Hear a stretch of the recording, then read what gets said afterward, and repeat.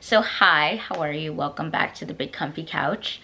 Anyways, so like I said, doing vlogs now to kind of shake up how I create content. And this week is a heavy planning week because if you were trying to do the 12-week year, I think it would be this week. I'm pretty sure if I counted correctly that it would be the 13th week. I'm gonna admit, my plan was too heavily focused on my vision board. I kind of just want to get thoughts out. Like, I was very focused on glowing up. Granted, and this was something I didn't know if I should talk about or if I wanted to talk about or how to talk about it, because especially, I don't think it was recent. I think it was like, was it February? I forgot. But there was a girl on YouTube, I think her name was Olivia, and I never watched her content like religiously, but there were times like if it popped up on my feed, it would be like something interesting and I would like check it out. But she did like a glow up diary series, and she, this year, I can't remember what month, was talking about how glowing up ruined her life. Her video was interesting. I always liked her, like the videos that I did see from her. I did always appreciate like the style of her videos for some reason. And I think her storytelling was very well created, and how she put her videos together were really cool. And I know her content got a lot of controversy for the elements, but that's not what I want to talk about. My biggest takeaway from her video was that your mindset around what makes a glow up is really important.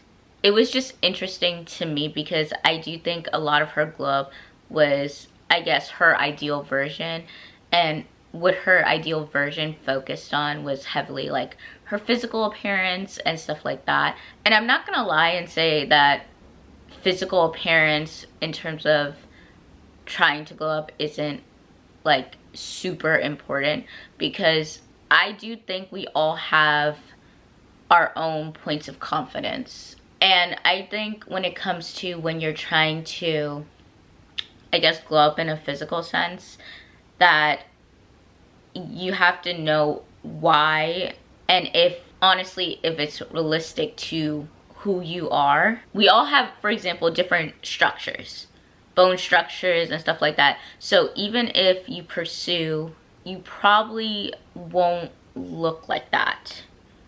You could, and I think there are ways to know. Like for me, when I saw myself at a lower, I guess, weight, though I was like unhealthy in terms of like why I was that weight, my structure in itself was, I would say, a small hourglass. So that's why I know if I take care of my health, that my body type will probably lean back to that. But it's no way of knowing for sure, because my teenage body and I guess my womanhood body is completely different. And so when it comes in terms of like my glow up, and I guess my theories on glowing up, I think I center it around more of, is this a life and a lifestyle that I can feel satisfied with, that it makes me energized, that the sense of security is within me, you know? I don't know if that makes sense, but I was thinking about this the other day too.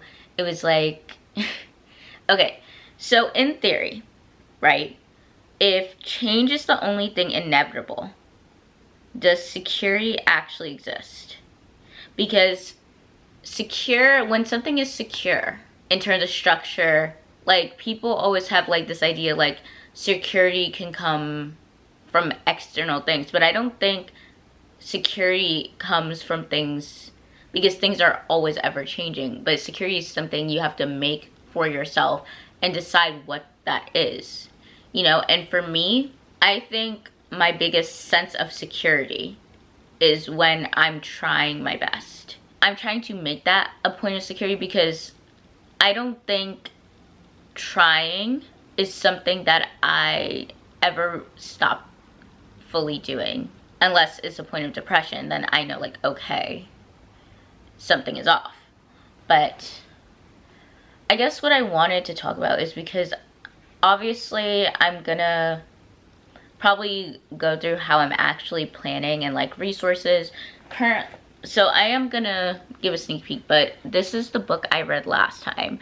And because I want to center my plan a lot differently and design my plan more in the terms of not just like with a mixture of spirituality, because that has been something super important to me, but a mixture of like what will help me in a sense manage my stress, and honestly what I'm more available to now. Because at the start of my journey, one thing I was heavily struggling with was my energy and kind of like how I felt throughout the day. I used to get like heavily get migraines like every single day, to a point where I could not look at my screen, where it was kind of hard for me to get done things I needed to. I don't know if it was because I needed a stronger prescription of glasses, and these are the glasses that I've been using for like a few years, and they have blue light in it, but these are like actual glasses because a girl has poor eyesight. Yeah. So naturally they have blue light in it. They're my like actual prescription glasses. So I use that, and it still wouldn't be enough for me not to get a migraine, to find it like difficult to look at a screen. And then on top of that, my energy crashes, where it felt like I would be trying to work and all of a sudden like my energy would just drop, and I would be working and then realize like I'm not working, like that my eyes aren't opening, or like I don't notice, and then I'm just waking up and I'm like, did I fall asleep? You know, and it would always be like such a strange thing, and it made me feel, it ruined my confidence. I'm gonna be honest with that. That ruined my confidence a lot, and it made me just feel very incapable. And I wanted time to not work in order to figure out like the source. And I'm still going through like finding doctors, because I do think a huge source of that is PCOS.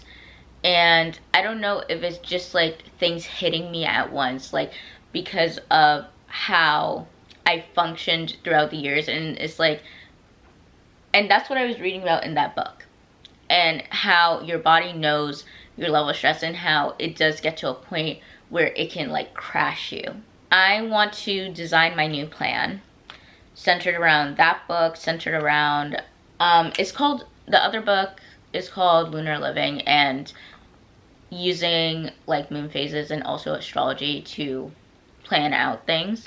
And I find like this is an interesting time to do it, because the new Astrology New Year is starting. And that's why some people say like, oh, March is like a second new year, because it's also spring starting, and honestly just the energy is different. So I love fresh starts. So I think I mentioned this before in whatever video, but I do want to plan differently. So the resources I've been using is that book, also this other one I'm reading, and this, well, not reading, well, reading.